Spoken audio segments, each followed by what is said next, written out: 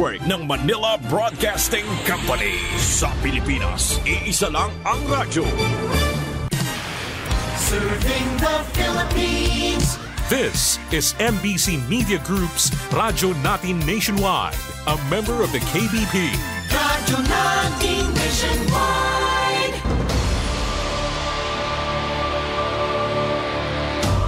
Aniya na ang programa sa radyo nga muhatod kaninyo og eksaktong balita, tokmang komentaryo og tinud-anay nga serbisyo publiko. Ang programang motoki sa mga isyu nga may kalabutan og interes sa katawhan. Serbisyong Biliranon, ang programang sa katawhan mo serbisyo.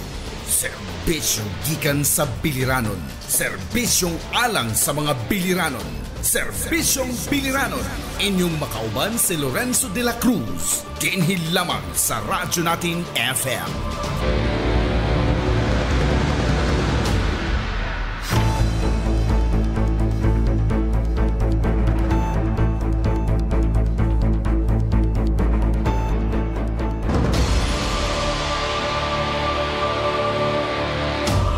Aniya na ang programa sa radyo nga muhatod kaninyo og eksaktong balita, tokmang komentaryo og tinud-anay nga serbisyo publiko. Aniya na ang programa sa radyo nga muhatod kaninyo og eksaktong serbisyo. Serbisyong totoo para sa tunay na pagbabago with Governor Gerard Roger Espina. Ang programang sa katawhan mo serbisyo. Serbisyong totoo para sa tunay na pagbabago with Governor Gerard Roger Espina. Kauban sila si George Manco, Jean Sanjorjo o Eli Sabitsana. Serbisyong totoo para sa tunay na pagbabago with Governor Gerard Roger Espina. Matag Huwebes, alas 11 hangtod sa alas 11:30 sa buntag, kinhil lamang sa Radyo Natin FM.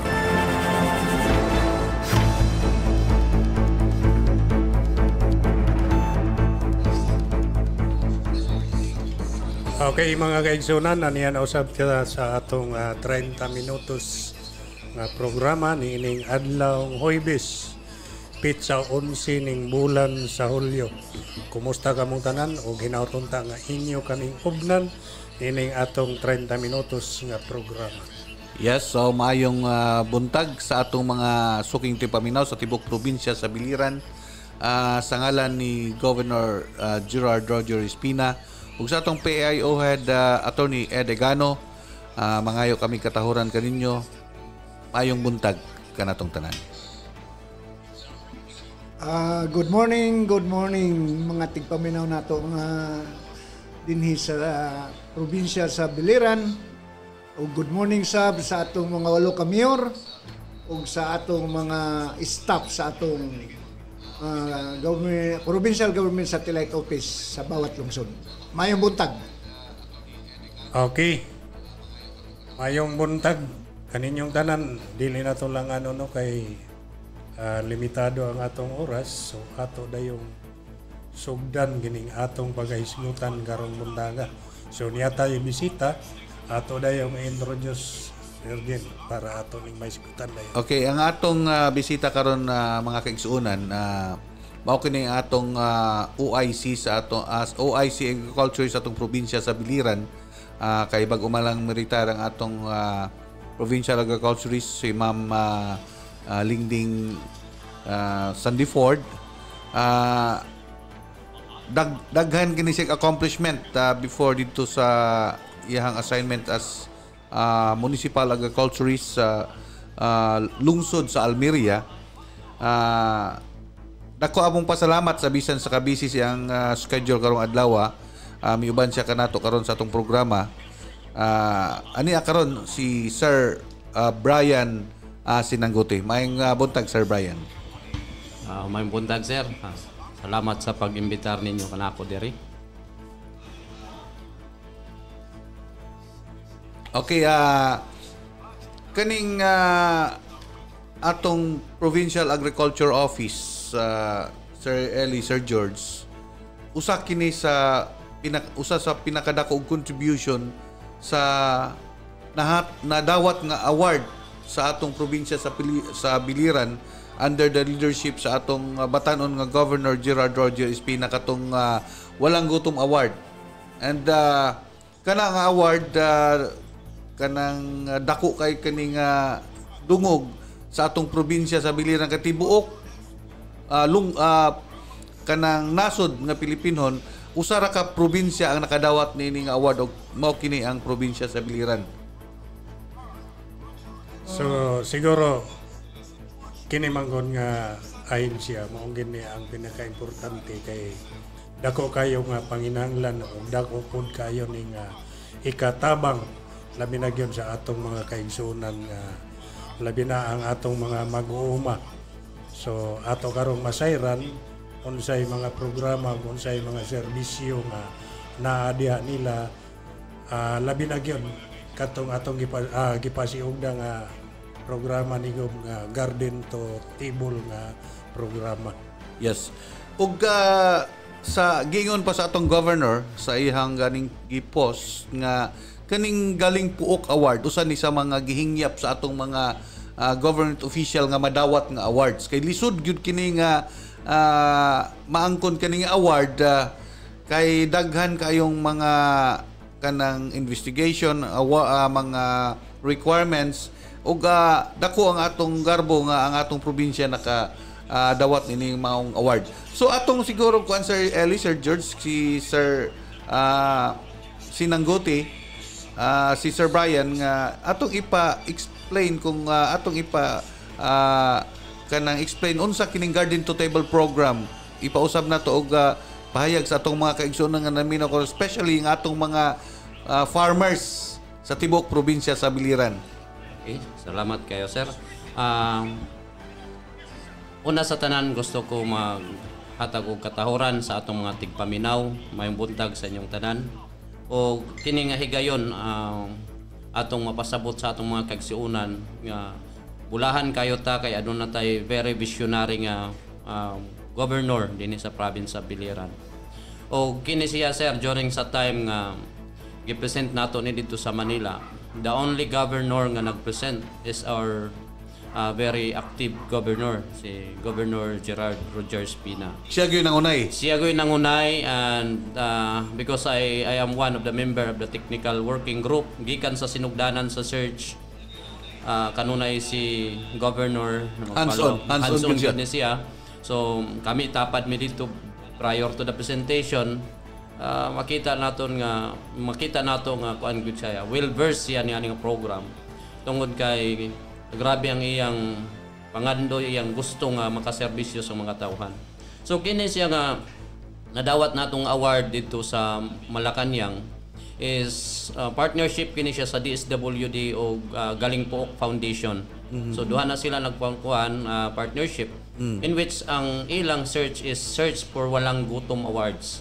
So with this two agency, ang private o ang government, ang DSWD, na sila Search for Walang Gutom Award, giangkor ni nila sa pronunciation ni President Marcos nga dapat walang nagugutom na pamilya. So this is the first ever Walang Gutom Award nga search. So we're so blessed from Biliran Province nga kita ang una nga nagdaog sa tibuok Pilipinas as province sa provincial category. So, ang atong Walang Gutom Awards niagi kini sa daghang mga screening. Daghang ka screening giagian nato. Pero ang very reason nganong nidaog ta kay ang atong mga kaubanan dito during sa search, ang ilang mga program is only sub-program of our main program na From Garden to Table. Like for example, one of the province ang ila is about sa rice, in which sub-program ra na siya sa atong From Garden to Table. Di ba naatay rice for fertilizer program nga barter system exchange. So ang atong mga kaigsuonan magdala og 25 kilos nga bugas balyuan og usa ka sakong abono. Sila ang mupili 1620 urea or complete. So okasyon gapon ako na lang pasabto natong mga rice farmers karon kay tingtanom na pud sa humay. So napa ni nga programa ang atong 25 kilos nga rice balyuan og usa ka sako nga abono. Pwede sila makabisita sa mga agriculture office.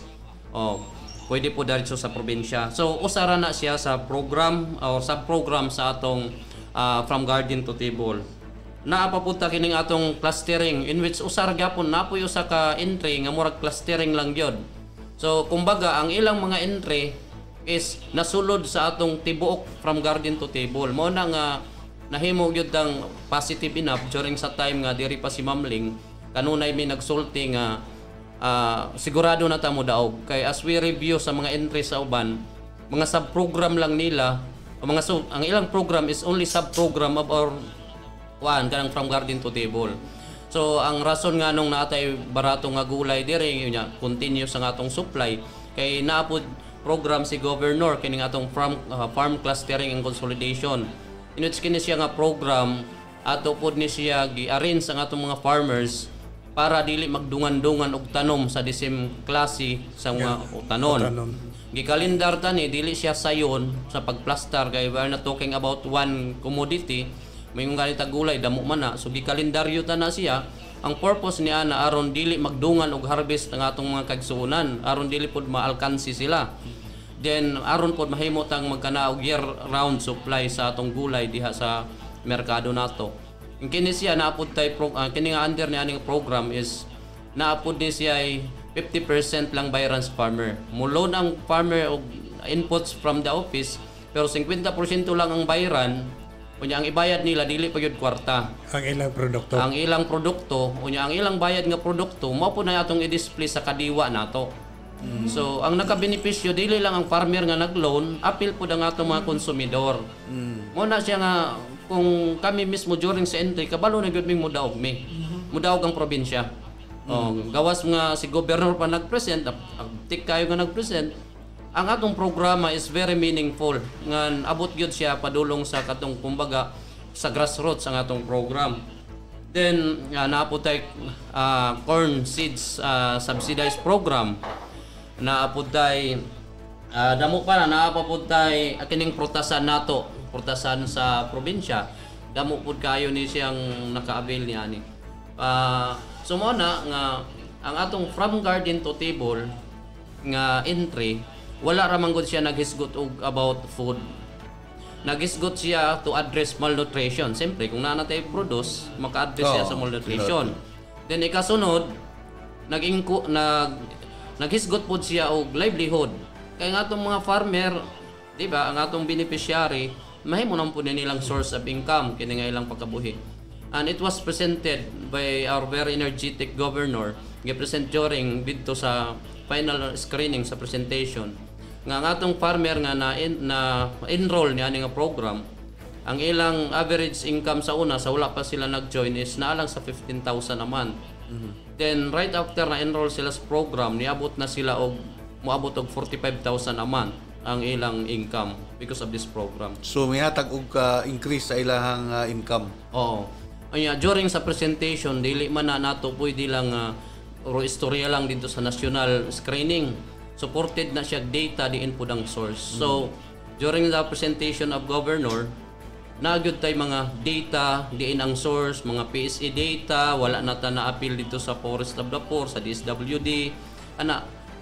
Ang technical working group nag-search mi og mga data nga gikan mismo sa mga reliable sources. Dili kay kita-kita lang ang naghimo. So from PSA natay data nga nimubo ang atong poverty incidence tungod niya nga program. So mo na siya ang rason nga nadala gyud sa atong probinsya ang kadaugan sa kana nga search sa Walang Gutom Award. Parang na-forecast na ninyo na talagang mudaog ta. Oo sir. Ang kuan sa murag ahig ta sa ubang probinsya sa atong mga programa. Diba? Oo sir, kay ang atong governor tungod sa iyang pagka-visionary abtik kayo, daghang kayo siya mga concept nga tan-aw niya nga dakong ikatabang sa atong mga kagsuonang biliranon. Muna nga patawag dayon sila sa siya sa amo unya kung possible ba to, tapos tan-aw nato, then very mga kumbaga doable ang mga butang nga gipabuhat sa atong governor ug makita gyud nato nga diretso mismo sa atong mga kaigsuonan dito sa pinaka mubo nga estado sa atong lipunan diri sa Biliran. Actually, gikan pa lang ko sa one of the barangay, di lang sana ako istoryahan kay we will be doing the pilot testing. Nakipag-meeting pa ko with the kapitan ngadto ko kay musit-in ko sa ilang session this coming Monday. Ang purpose niya na ang pilot mag-testing ta sa kabarangay para sa kining bago nga konsepto ni Governor nga para gyud ang mga kaigsunan nato nga dito mismo sa ilang tugkaran aduna gyud adunay source of food sa ila or sudan naman lang. So I'm so excited with this kay nagistorya mi ni Governor, gipahimuan pa siya ini sa ako og implementing guidelines. So I'm so excited nga makita ang epekto niani. So testingan nato sa pilot barangay, then after that ato ni siya i-cascade nga to sa tanang barangay. Na-post naman ni Governor kabatong ingon siya nga mag-allocate siya 300,000 per barangay sa magdaog sa top 10. Okay. So but prior to that, mag-testing man taog sa kabarangay kung usa ka epektibo. So, mo nang gilakaw na ako karong buntag para mahanay. Then, sa akong tanaw, pang award winning gihapon ni para sa next year nga search sa Galing Puok. Yes, Kini nga concept ni Governor. Kay in fact atong matan-awan nga ang mga uban nga mga implemented programs ninyo sa Provincial Agriculture Office ni gana gyud, ni epekto gyud. And in fact na batyagan gyud na sa atong mga farmers nga mga sa lain-laing mga lungsod sa atong probinsya sa Biliran. Sir, kay kini siya manggod nga mga program sama sa akong giingon. Ang purpose gyud ani is ma-feel sa atong mga kaigsunan kay we cannot deny nga ang atong province is agricultural community. So ang main actor gyud ani is agriculture. Yes. So mo na nga ang program nga gipanghimo sa atong abtik nga governor diretso gyud sa atong mga kaigsuonan mo na nga makita nato ang resulta. Kumbaga makita dayon nato tungod kay gi-design kini nga mga program nga moabot gyud dito sa mga kaigsuonan ug makita ang impact. Dili lang siya program nga murag tradisyonal. Nagoy mga twist nga kumbaga tangible nga makita dayon ang epekto. Actually, kung nabantay nato mga last year tingali apektado kayo like for example pagmahal sa Bombay, di ba nagabuto tagpila. So ang atong abtik nga governor nag-challenge na pud sa ato nga magkanatag Bombay production sa dinhi sa probinsya. And we're so happy to inform sa atong mga kaigsunan nga nag-conduct ta og trial last cropping. So by November, we will be starting the commercialization of Bombay dinhi sa probinsya. So bag-o ni nga commodity. Kumbaga bag-o ni siya pero possible siya kay testing naman ta sa upat ka municipality. So kumbaga dili na ta mag-rely sa gawas about ani kay di ba we are 100% dependent gyud ta when it comes ka ani nga commodity. Yes, So kung mag-commercialization ta ni ani dinhi sa ato makabless ta sa farmer kay pwede man ta makapagawas ani. Dinhi kasunod ang atong local market, ang atong local produce, ang atong ma-supply diha. So kana nga klase sa vision ni Governor tungod kay abtik batan-on. Kumbaga kana nga mga klase sa iyang panglantaw mao gyud na siya ang rason nga nung makahimo ta og mga programa nga muhaom gyud sa panahon ug muhaom kung unsay gikinahanglan sa mga tao. Yes, Naapod siya naisgutan gahapon kaning atong possible kana na abot naman ang atong van, di ba? Kita na yes, van. Nindot pud na siya nga concept kay magdala og mga produkto kini nga van from our farmers ngadto pud sa mga barangay kung unsay naa pud dito dalhon pud sa laing barangay. Kumbaga magtuyok ni siya baylo-baylo sa magbaylo sa produkto. So ang challenge karon sa agriculture kay dili pud nato gusto nga mudagan running nga empty. Di ba? Let us see to it nga every production. Every now and then kung asa siya moadto nga van nakoy production dito. Kaya aron nay makarga pagbalik kunya pagikan sa Pikas barangay na poy ma-deliver padulong sa Pikas. Coincide siguro na sir sa atong kaliwa. Kay Kadiwa on Wheels ang approach ni ana. So pero ang ato diri is produkto probinsya. Mao nang atong term, produkto ng probinsya. It was also presented ni Governor during sa national screening sa Walang Gutom Award. Ang gitutukan during that search is ang uniqueness Kaya maingon tang fertilizer for rice barter system na man ang Isabela. Kung maingon ta og consolidation sa gulay, na man pud ang ubang provinces ana. Pero what's unique with us, na atay produkto ng probinsya, na apatay mga satellite offices nga wala gyud na sa ila. Kini nga mga satellite offices is station taman ni for pagbagsak sa atong mga market gikan sa atong mga farmers. So it could be a station to pick up station sa product o marketing station po na siya sa gikan sa lain nga lugar, gikan sa laing barangay kani nga atong mga satellite offices. Kumbaga diha naman gyud mo sa pagsugod ni ani.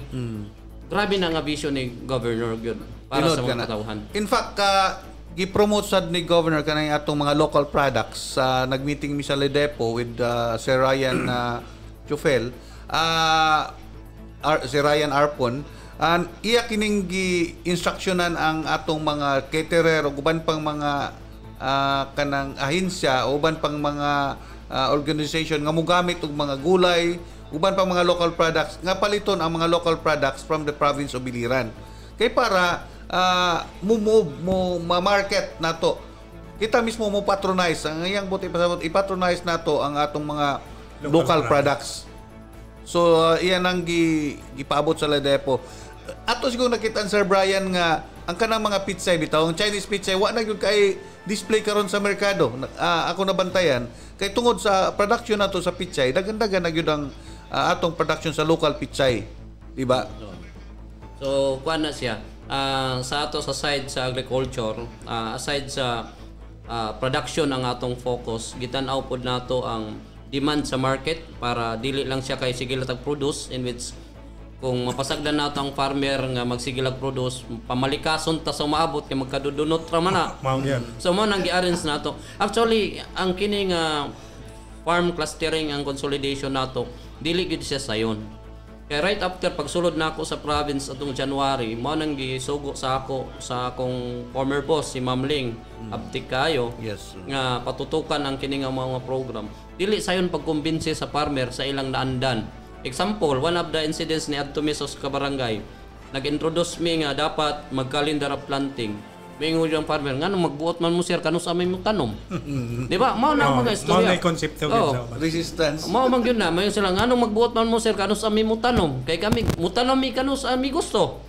Pero ako lang gi-explain nga kung magtanom ka nga walay klarong coordination, wa ka kabantay ang imong pikas barangay nagtanom og pareho nga produkto. Example, nagtanom kag kamatis, wala ka nag-coordinate og maayo, ang pikas barangay nagtanom og kamatis. Pag-abot nyo sa merkado, maglinabayay mong kamatis. Kay, na may mo palit, kay pareho. So, ingana ka importante nga atong i-plaster. Pero dili gyud sayon sa amo nga side, dili siya sayon, pero wala pa man ni abot sa 100% nato nabuhat ang pinaka-goal ni aning program. Pero naa na ta sa 80% nga na buhat na gyud nato ang kining mga butang, like for example, calendar of planting, na ang atong mga farmer nga na-enroll sa program, before sila mo tanom, mo coordinate sa ato. Sir, okay na, ang akong commitment nga 2,000 or 10,000 ka puno, mauna ning stage karon. So kami, to inform sa tanan, ang atong eggplant, from January to December, na planters. Na-arrange na. Ang atong squash, na. Atong ampalaya, na. So kung natin mga kaigsuunan, nagplano mo tanom, they should coordinate with the office. Kaya kung wala sila nag-coordinate, magproblema sila sa merkado. Ano man. Kaya gi-program tanana daan, unya mo kalit sila insert. Wala man sila nakalink sa market. Kaya nga itong mga enrolled farmer may nakalink. So mo na siya nga kinanglan mag-coordinate sa agriculture office para ma-appeal siya sa program. Para, kumbaga, ang flow sa atong vegetable year-round yun na siya. So well-programmed yun kanang pagpananom sa lain-lain nga mga produkto. Oo, sir. Mabitaw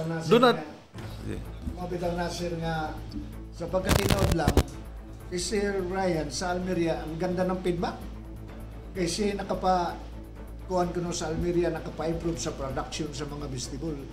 So proud ko nga taga-Almeria sad ko, proud ko nga si Sir Ryan sa mianapod karon sa province.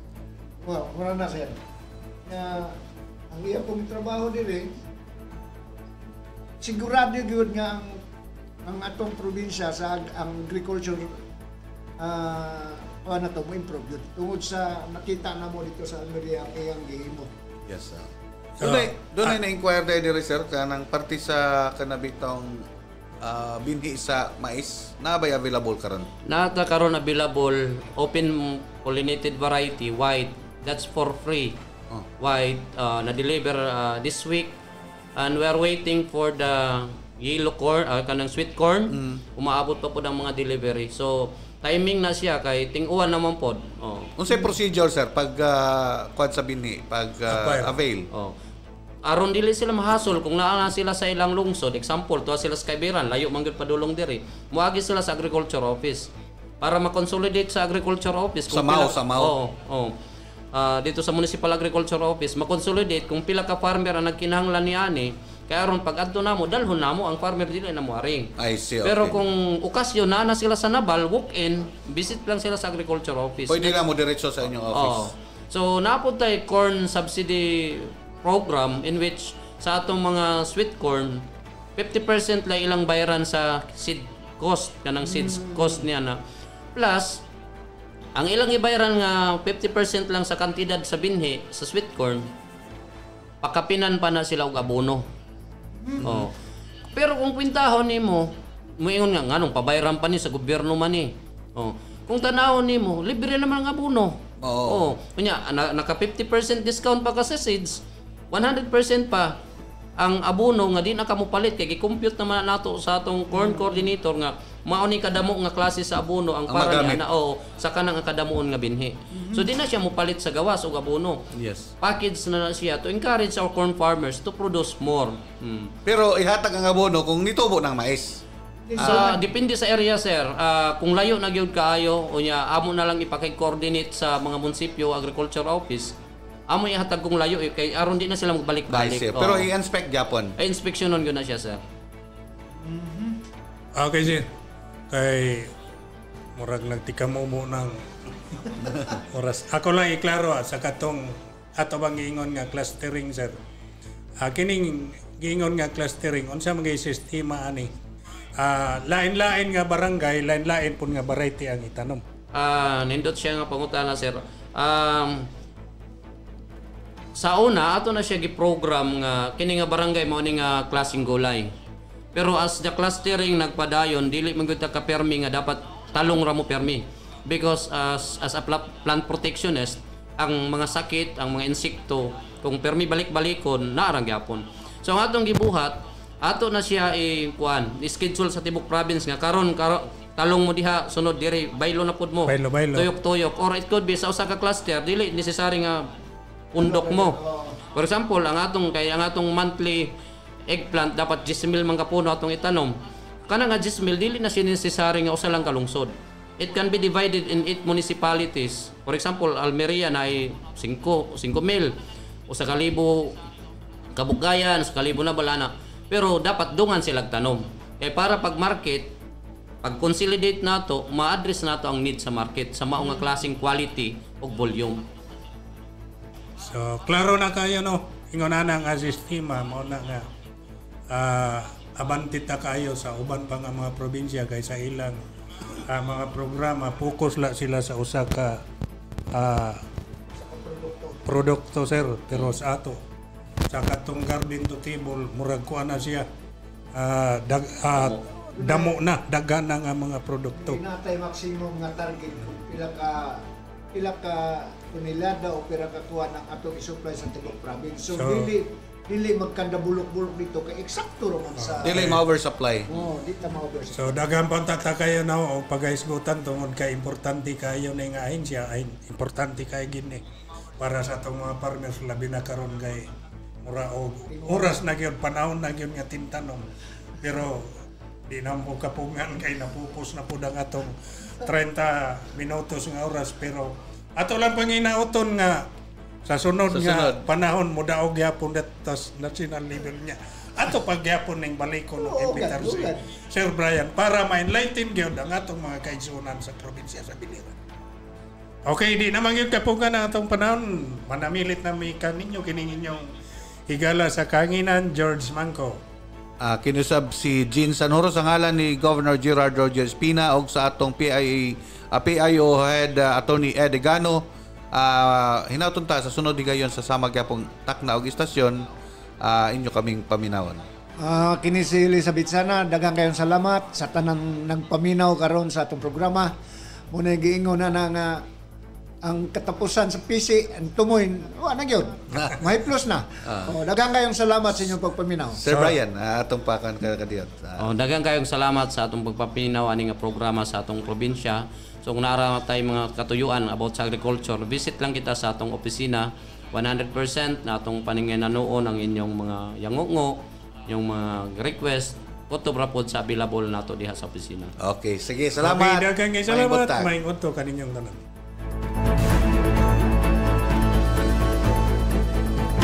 Anya na ang programa sa radyo nga muhatod kaninyo og eksaktong serbisyo. Serbisyong totoo para sa tunay na pagbabago with Governor Gerard Roger Espina. Ang programang sa katawhan mo serbisyo. Serbisyong totoo para sa tunay na pagbabago with Governor Gerard Roger Espina. Kauban sila si George Manco, Jean Sanjuro o Elizabeth Sana.